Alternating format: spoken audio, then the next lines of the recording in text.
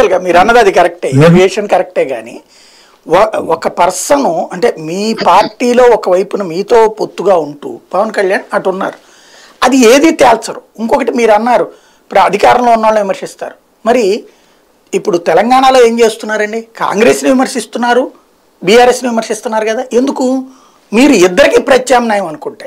ఇక్కడ ఇదివరకు సోమవీర్రాజు గారు అదే చేశారు కదా, కన్నా లక్ష్మీనారాయణ గారు అదే చేశారు కదా. ఇప్పుడు మాత్రమే కేవలం అధికార పక్షాన్ని విమర్శిస్తున్నారు.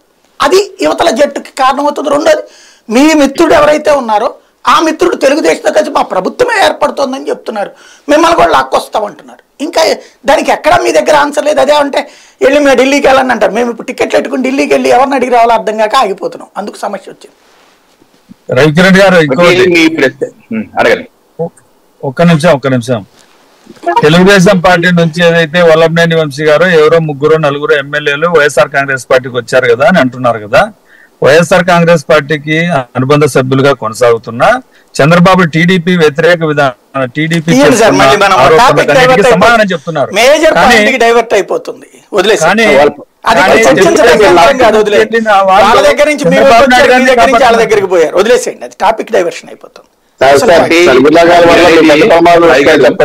చెప్పండి.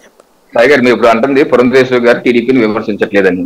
మీరు ఒకసారి పేపర్లు చూస్తే అది తెలియపోవచ్చు. ఒకసారి ప్రెస్ మీట్ కూడా మీరు ఒకసారి వింటే, ఇటీవల లేటెస్ట్ ప్రెస్ మీట్ లో కూడా వారు టెలికాం గురించి చెప్తూ కొంతమంది టెలికాం వాళ్ళే సృష్టించారు, మొబైల్ వాళ్ళే కనిపెట్టారు, మొత్తాన్ని మేము చేసాం అంటారు.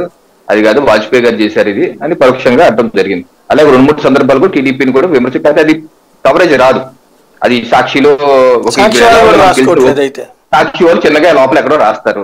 ఇప్పుడు పేపర్లు అన్ని మన చేతులు లేవు, పేపర్లు ఛానల్ అన్ని సోషల్ మీడియాలో కొంత తక్కువగా ఉంటుంది ప్రెజెన్స్. సో సోషల్ మీడియాలో ఉంటుంది అది ఒకటి. రెండు, ఇంకా జనసేన పార్టీ తీసుకున్న వైఖరి. ఓకే, ఇప్పుడు జనసేన పార్టీ పవన్ కళ్యాణ్ గారి మీద నరేంద్ర మోడీ గారికి ఒక ప్రత్యేక అభిమానం ఉంటుంది, అది అందరికి తెలిసిన విషయమే. వారు ఎందుకంటే జనసేన ఇప్పుడు మా మిత్రపక్షం గారు ఇంకా ఎక్కువ ముఖ్యమంత్రిగా అందరి మీద ఏ రకమైన అభిమానం ఉంటే అదే అభిమానం ఉంటుంది. అందరు రాష్ట్ర ముఖ్యమంత్రుల మీద ఒకే అభిమానం, దాన్ని ప్రత్యేకంగా ఉండదు. కానీ జనసేన మా మిత్రపక్షం కాబట్టి ఇంకా ఎక్కువ అభిమానం ఉంటుంది. ఎందుకంటే యంగ్స్టర్ పార్టీకి 2014లో కూడా మనకి కలిసి వచ్చారు. ఆ రోజు పార్లమెంట్ కమిటీకి కూడా ఆయన పిలిచారు. Parliament committee meeting first meeting కూడా పవన్ కళ్యాణ్ గారు పిలిచారు. సో ప్రత్యేకమైన ఉంది, ఇది మాతో వచ్చాడు కాబట్టి, మాతో జనసేన బీజేపీతో